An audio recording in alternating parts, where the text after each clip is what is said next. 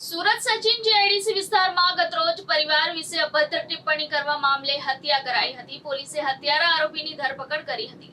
સચિન જીઆઈડીસીની શિવાંજલિ સોસાયટીમાં એક યુવકે તેના પરિવારના ચારિત્ર વિશે અભદ્ર ટિપ્પણીઓ કરનાર યુવકને ચપ્પુ વડે માર મારી હત્યા કરી નાખી હતી। પોલીસે હત્યારા રામકુમારની સામે ગુનો નોંધી તેની ધરપકડ કરી હતી। પ્રાપ્ત વિગતો મુજબ સચિનના તલંગપુર રોડ ઉપર શિવાંજલિ સોસાયટીમાં રહેતા ડુંગરલાલ જીવાજી મેવાડા ઘરમાં જ કરિયાણા દુકાન ચલાવે છે। આ શિવાંજલિ સોસાયટીમાં રહેતા રામકુમાર બિંદેશ્વરી મંડળ જીઆઈડીસીમાં મજૂરી કામ કરે છે। રાત્રિના સમયે ભજન કીર્તનનો કાર્યક્રમ ચાલતો હતો। ત્યાં 11:15 વાગ્યાના અરસામાં ડુંગરલાલ સૂતા હતા ત્યારે તેઓના ઘરની નજીકમાં મારામારી અને બૂમાબૂમનો અવાજ આવતો હતો। પાડોશમાં જ્યાં અવાજ આવતો હતો તે રામકુમારના ઘરે જઈને દરવાજો ખખડાવતા તેણે દરવાજો ખોલ્યો ન હતો। લાંબા સમય બાદ રામકુમારે દરવાજો ખોલતા અંદર એક યુવક નામે તેજ નારાયણ યુગેશ્વર મંડળ લોહી લુહાણ હાલતમાં પડ્યો હતો।